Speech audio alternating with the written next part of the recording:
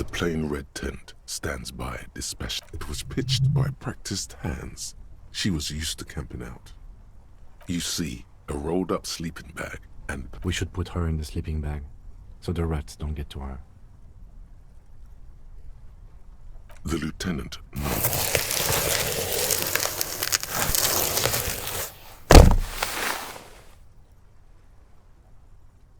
There she lies, cocooned in the sleeping bag, surrounded by empty cigarette magazines. You should look through them. Assorted soft covers, mostly pulp horror. A motor carriage lies buried in the snow on one cover. On another, a ghost airship. You also see a collection of radio enthusiasts. See anything? Rager Monthly, Journal of Material Science. More Technological Digest. One of the magazines doesn't have images on the cover. It's not. You pocket the worn brown leather journal. She watches by, motionless. We should read this immediately, like right now.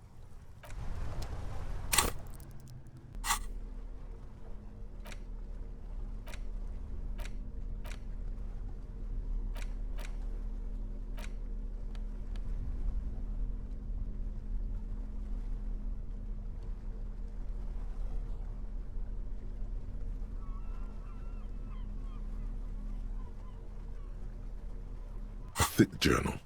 The cover is worn like someone used to carry it around in their back pocket. It's made of full-grain leather. The lower left corner of the back cover sports an embossed... Schneller is a stationery brand from Gottwald, beloved among architects and engineers. She had good taste and must have taken what she recorded here seriously.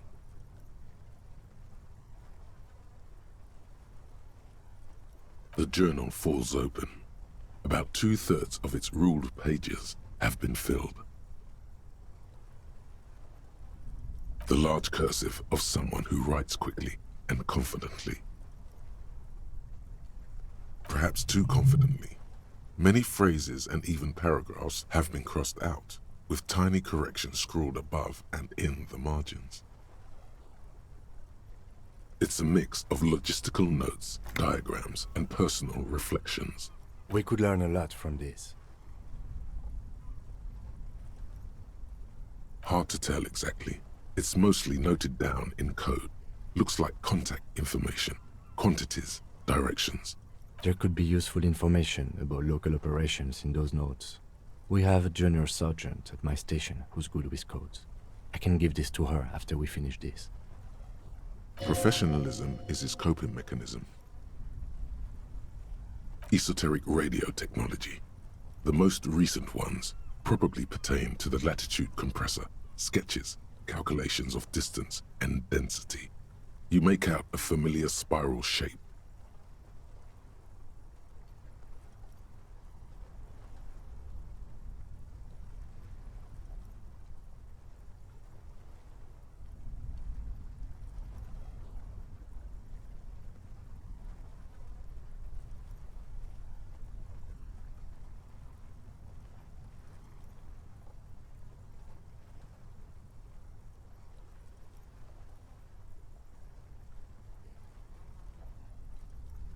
Short, wry observations of people and places, probably a way to pass the time on the road. Also, what appears to be attempts to sort through some difficult decisions. There are a few passages. Staff issues, always tough on the leadership. You smell traces of betrayal. The first entry is from August 2nd of last year. It reads simply, I know my position is precarious. All I can do is make myself as useful as I can while looking for a way out. Remember, no one is indispensable. Nothing on March 4th. March 5th, though, well, that's bound to come back and bite me in the ass. I'm bad at this, loyal to a fault. But that's another matter entirely. She is referring to betraying her previous employer. Does this suggest she did it in self-defense? That name isn't mentioned as far as you can tell. Small wonder. Would you talk about La Puta Madre in your journal? You do see an M though. La Puta Madre? M is mentioned on March 9th and March 15th. Great. M's peon is coming to town, no doubt to investigate the lynching. But also, I feel it in my gut to finally put a bullet in my head while I'm napping in my lorry or on a smoke break. Well, I won't stick around just to twist my own neck by constantly looking over my shoulder. Then again, isn't that what I've been doing ever since I got the call? Were you supposed to find her, even apart from the investigation then? On M's request? No, you wouldn't do something like this. This must be a mistake.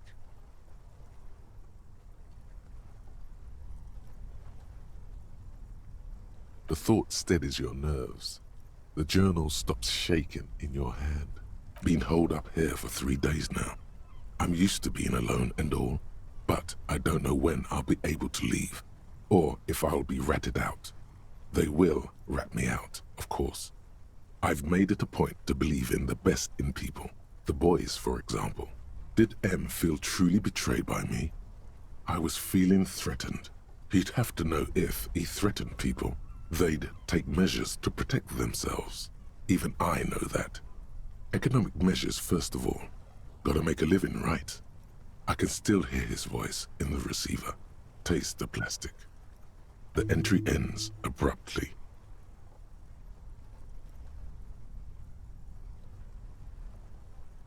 The most recent entry is from today. Even when I leave here, if I leave here alive, what's my next move? Staging a lynching is a crime, even if I'm not accused of murder on top of that. Forever on the run. Not really my idea of the open road. Man, I was really looking forward to winning. I don't think she killed the mercenary. It looks like she might have been framed. This whole thing was a detour, and a fatal one. Don't get emotional.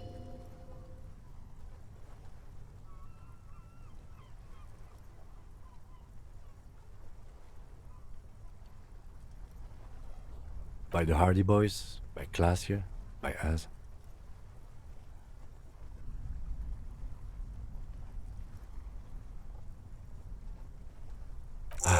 No, I don't think you are. Ask someone in your precinct if you want to be sure. He truly does not believe you are. Perhaps he shouldn't be so trusting. His trust is well placed. You aren't. You can feel it. Classier was the one who pointed the finger at Ruby. Perhaps she was trying to steer us away from herself, or...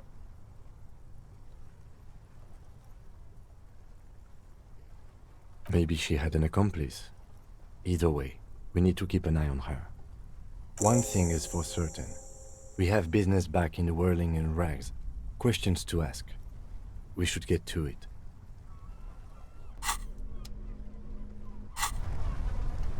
The plain red tent rests stoically in the corner. Ruby's...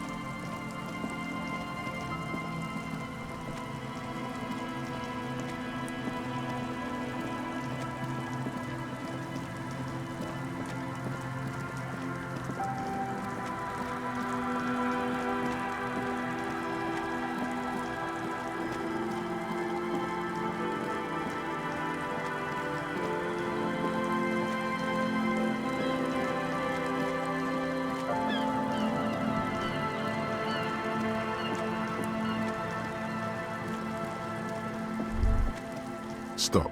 Just up ahead. What you have isn't enough. You'll need more firepower. A ranged weapon. Statistically speaking, sabers have proven to be rather ineffective against military. Be prepared. Make sure you have your pepper box. Your fingers reflexively reach for the Villiers 9mm pistol in your pockets.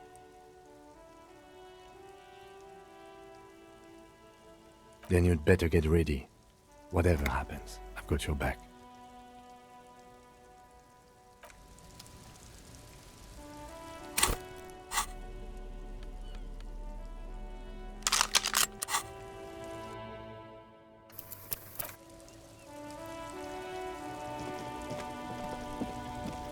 I'm all out of shits to give, loincloth. Welcome to the fucking reckoning.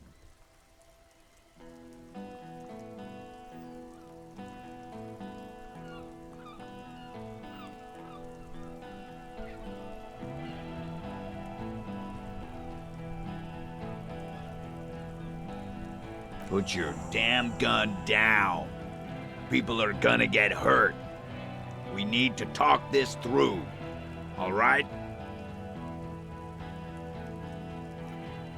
Shut up! You're not gonna talk yourself out of this, loin. This is the scab leader.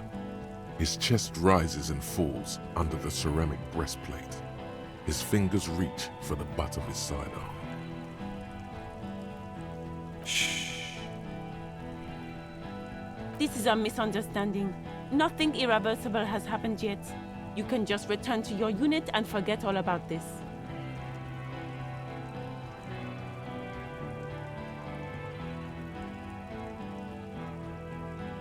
The Kypt is merciful, willing to spare us if we just forget about our murdered and humiliated commander.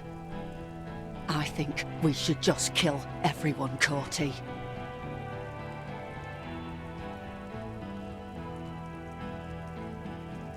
You are all drunk. Come to your senses. You won't gun down 7 people in the middle of the street. This isn't a frontier town or a jungle outpost. Easy, Lizzie. Let me handle it. I know guys like these. I'm sure we can come to a peaceful agreement. He is facing overwhelmingly superior firepower. And peaceful.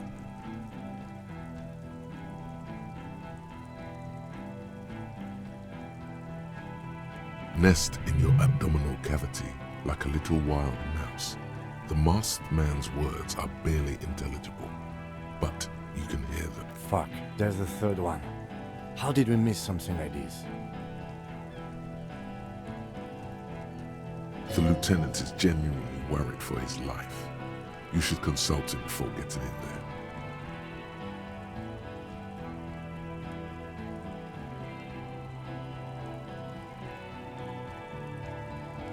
If this turns into a firefight, we should take him out first.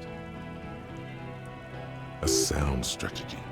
He's the leader.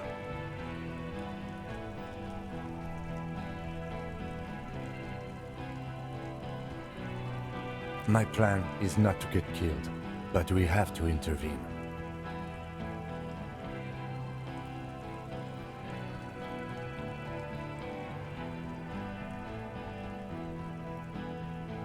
The Mercenary Tribunal.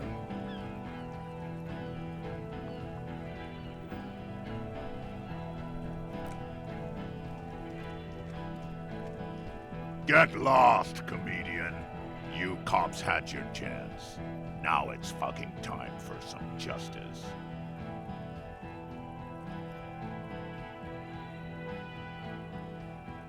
I think he's calmed down a bit. Big fuck!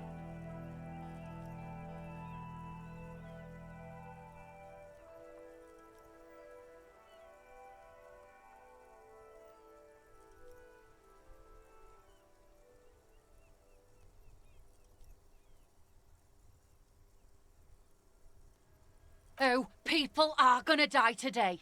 We're not leaving it like this. These tribals hung him up for everyone to see. No one is going to kill anyone. Let's just put the guns down and talk like civilized human beings. With a wordless gurgle, the killer loads his long rifle. The leader gives a small nod to the helmeted man. Suddenly, the grip of your sidearm feels comforting and warm in your hand. Feels like it's saying, "No, wait. It's good you have that gun. It really is. Just soften him up first. Present an argument. Even if it comes to a fight, it's always a good idea to drag it out first. Peace. Always peace. It has worked thus far. Start with the first idea you have, then move down from that. Please."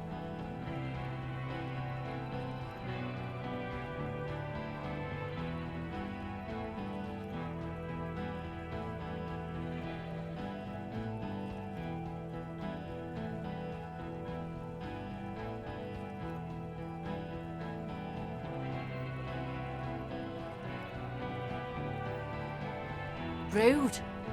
Rude is the killer. Rude, the killer, Owen Cloven. He doesn't talk much. All of you cunts inside out.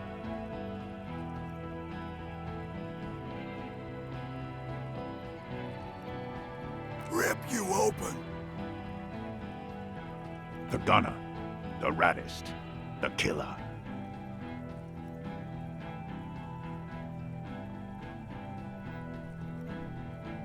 What do you think he does?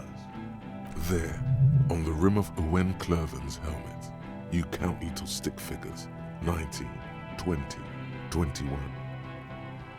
About 50 little stick figures, all of them black, plus 2 little white ones in. These men served in Seminai, the native islanders.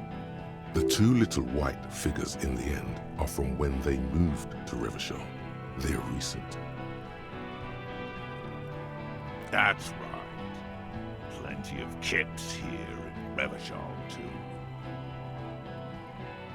T, let's fucking do it. T. Easy. Easy now.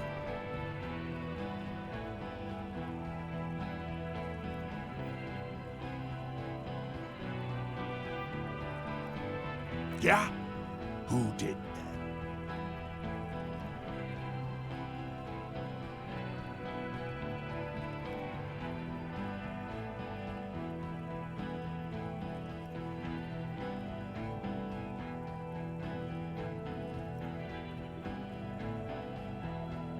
Time. You had time to fuck around in that church. Chase some dumb drug trader. I saw you. Time is up, Loincloth. Give me a name. Now!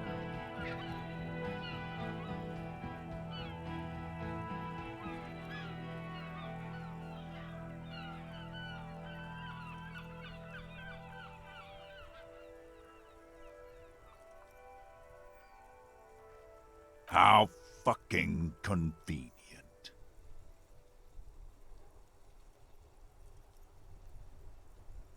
You think I'm fucking stupid, cop? What if I just shot one of your pals here? How about the kid? Tell me, it's a magic fucking sniper one more time. Listen, please. This cop and this drumhead court marshal won't decide who...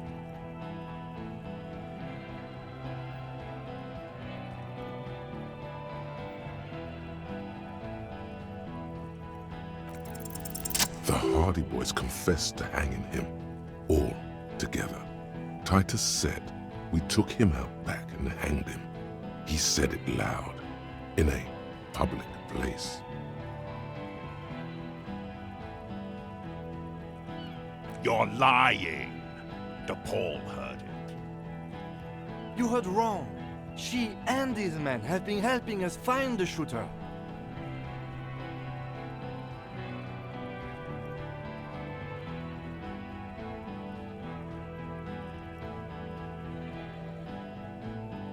Fucking liars. The shot rings in your ears, a low, tinny ring. Then the the young woman stands and looks behind her. The shot has flown over her head. crashing a small pane of the glass window. I missed. I know what I heard, Corty. They said they killed him. They said it was a good way to end a Sunday night. That doesn't sound good. You need to change the topic. What topic? Shots have been fired. Act before it's too late. This was a close call.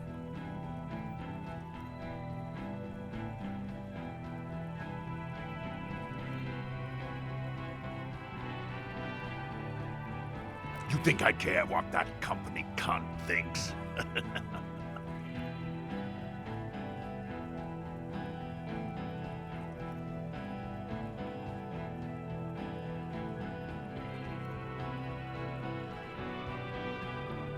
The man stares at you with bloodshot eyes, a bull ready to charge. He's not listening, but looking for an opening. She's fucking gone! She fucking sailed off. You're alone. Stay cool! Don't do anything stupid! The company bitch is gone. Laylee's gone. Fuck are we still doing in this shithole?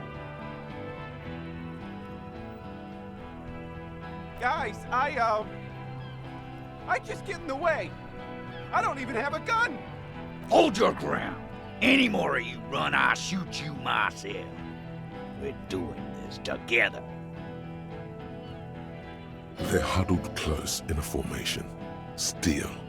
The rest will stay, even if it means dying here with him.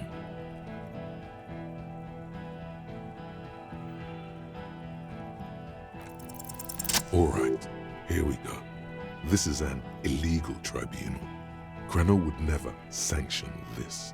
Really, none of this looks like it's going to do anything but piss him off. You only have time for one argument. Choose wisely.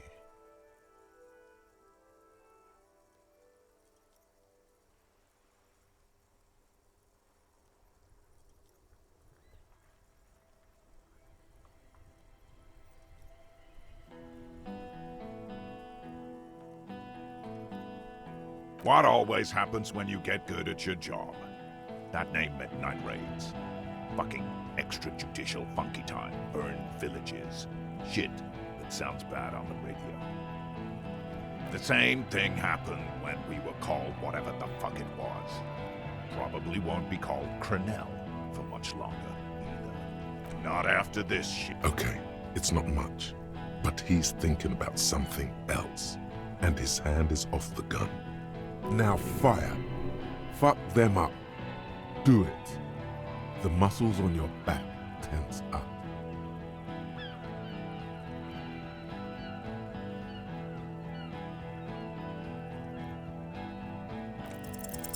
Dangerous. Ask about him first. You don't want personal facts about his dead friend coming out of your mouth. He has to start it.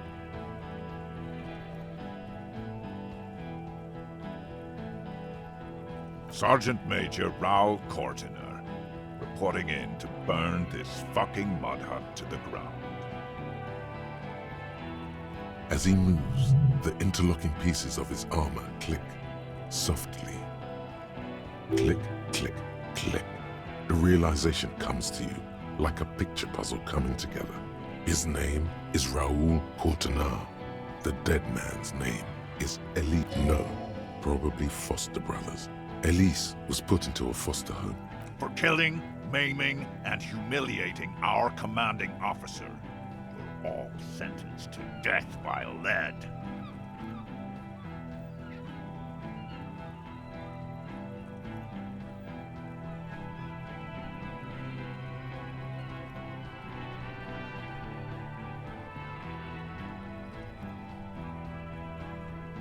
Who? Laylee. We researched him. We contacted the ICP and looked at his birth records. That was in there. And other things. They fucking put Laylee in a leaf compactor, and now these cunts finished the job. It's a mindfuck, Corty. He wasn't put in a leaf compactor. They're making it up. to fuck with us. Major, permission to. Open fire. We can't have that. Interfere now.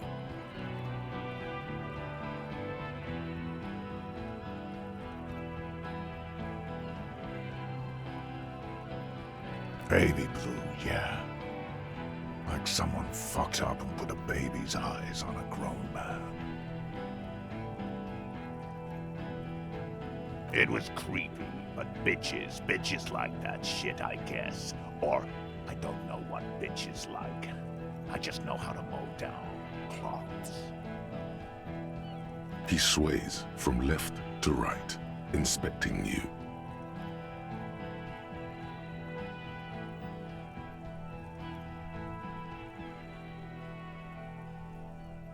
He wasn't my fucking brother. We just grew up on the same farm and got beat into place by the same sick fuck.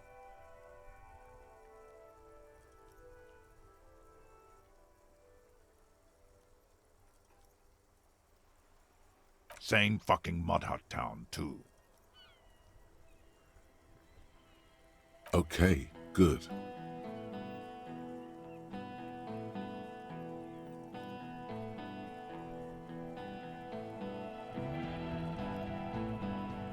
Fuck do you mean, talker? We've heard testimony.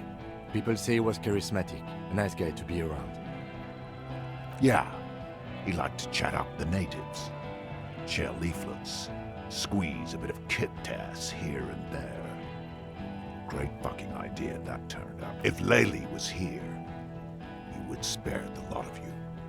Maybe shoot one for show. But me, I'm not a big fan of public affairs, clay monkey. I'll gun every one of you down for what you did. Ready to open fire, Major. At your... This one isn't used to being suited this long. She's uncomfortable. We'll open fire just to hurry things along.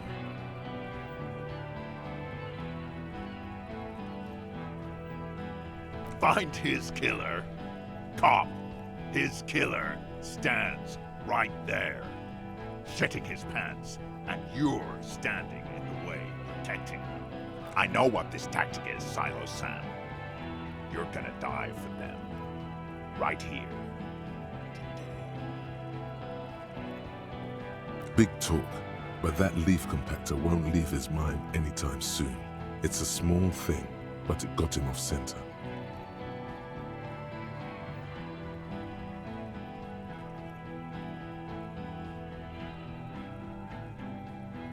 Who the fuck is that? Glacia, the woman upstairs, where is she? She left!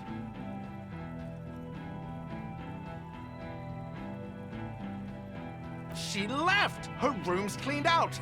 Right before these assholes showed... We should have arrested her. You can feel how upset he is with himself. Just for a second. Then the fear takes over. Hey, Bushman! Your little cunt isn't gonna help you out of this one! She's gone. Forget about it now. Concentrate on this. Yes. So what?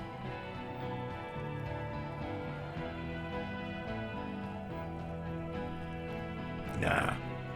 I'm clear as day. Fucking government-ordained super soldier. Enough already! What is this? We didn't come here to fucking... Interrupt me again, and I will execute you on the spot, Lance Corporal.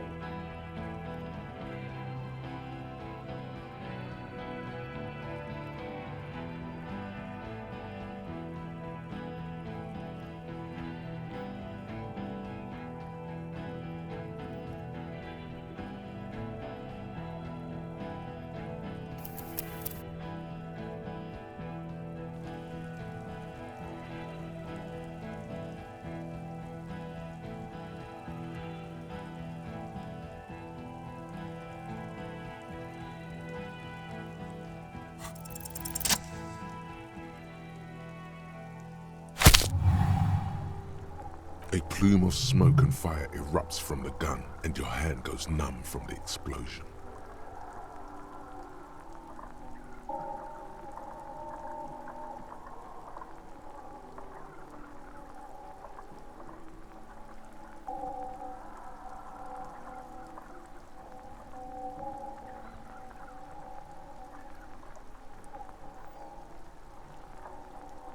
The smoke drifts west with the wind.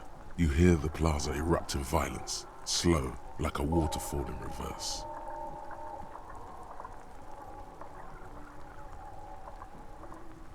There is a hole in his cheek.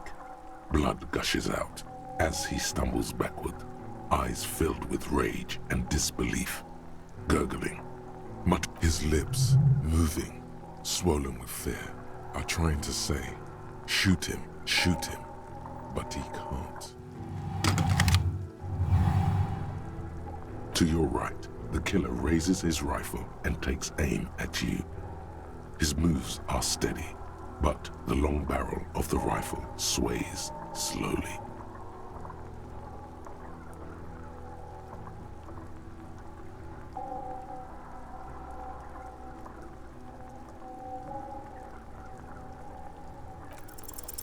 The shot rings and you stop. Something violently tugs at your shoulder, pushing you backwards with incredible force.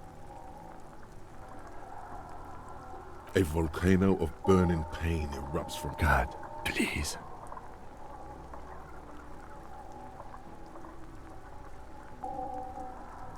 He's aiming for the eye slot in Rude's helmet. An extremely difficult shot. Then, 2 shots and you hear a scream, but you're too hurt to see who got hit.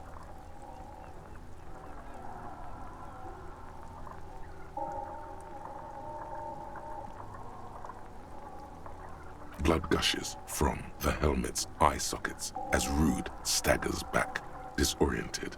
The sounds coming from his helmet. An unbelievable shot from the lieutenant. Glenn, dying in a puddle of blood behind you. His mangled torso has 2 gunshot wounds. Blood gushes out of them. Oh God, watch out. You see 2 crazed eyes stare at you through all the smoke and the panic. With blood gushing from his face, the man raises his pistol at you. Then he squeezes the trigger.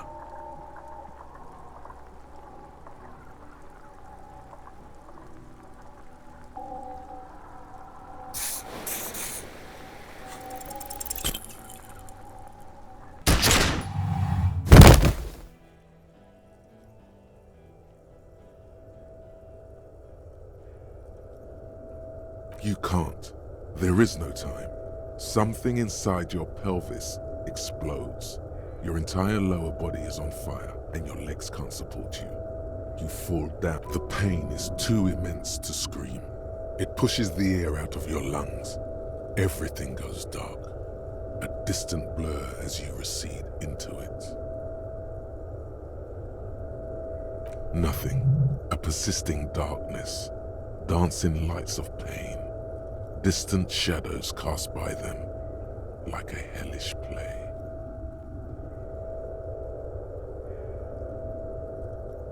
You're bleeding out.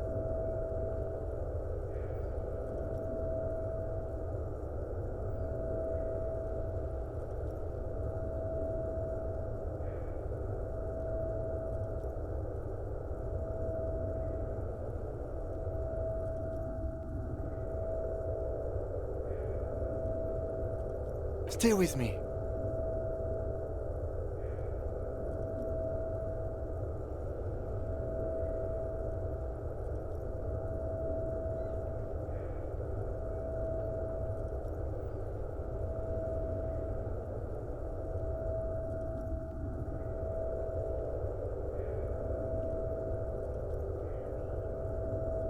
Yes, keep talking.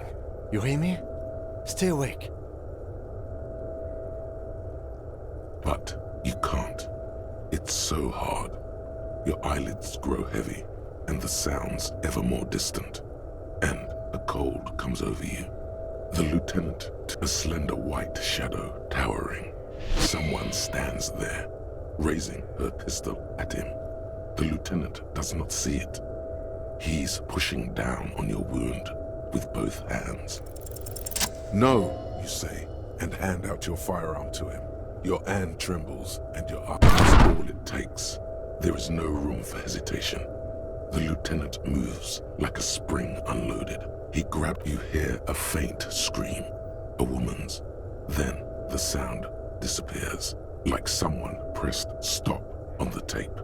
The woman is gone. So This is death. One more door, baby. One more door. The fight? There is no fight. The fight is over. It was lost. He's not taking it. His body is not taking it. Oh God, no. He's not and rotting and being disinfected and smelling of drugs and feeling saliva in his mouth. he can't go. Not before the case is solved. There is a radio in the distance. A radio of the world. Playing sounds. Good morning. Hours turn to days. Soon we will get up again and go through it again. Finally. The engine of a caprice. No, it was him. He is the infernal engine. Can't you see? He never stops. He only gets.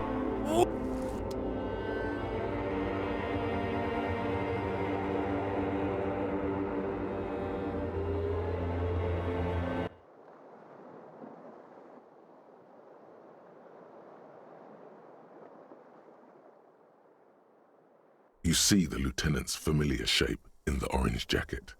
It turns double, then triple, from the pain.